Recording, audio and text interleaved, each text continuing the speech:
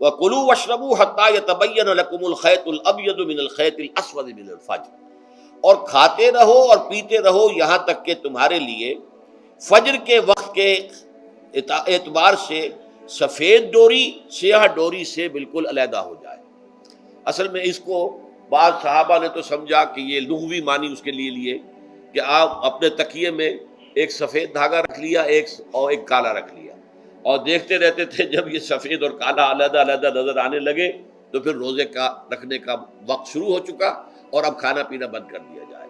فرمایا گیا یہ مراد نہیں ہے۔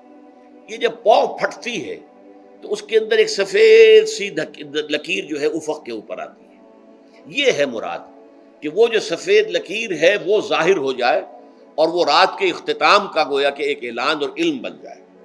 تو وَكُلُوا وَاشْرَبُوا، اب اس کی جو ہے بڑی تاکید کی گئی، تسحروا فإن فی السحور برکۃ، سحری ضرور کیا کرو، اور یہ در حقیقت برکت کا ذریعہ ہے۔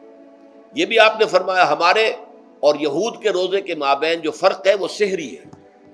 یہ سحری کیونکہ روزہ جو ہے وہ فجر سے لے کر اور غروب آفتاب تک ہے، طلوع آفتاب سے نہیں، فجر سے، جبکہ وہ سفیدہ سحر جس کو ہم کہتے ہیں نمودار ہو جائے۔ طلوع آفتاب تو ابھی 1.5 گھنٹے بعد ہوگا کہیں جا کے، لیکن اس وقت جو ہے روزہ شروع، غروب آفتاب پر ختم۔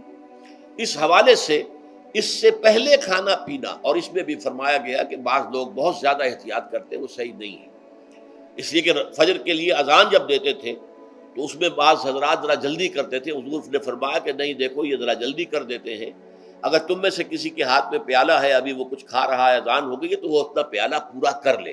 اس میں بھی تشدد کی ضرورت نہیں، جیسے کہ اس سے پہلے ہم پڑھ چکے یسروا ولا تعسروا یرید اللہ بکم الیسر ولا یرید بکم العسر، اللہ تمہارے ساتھ آسانی چاہتا ہے، سختی نہیں چاہتا۔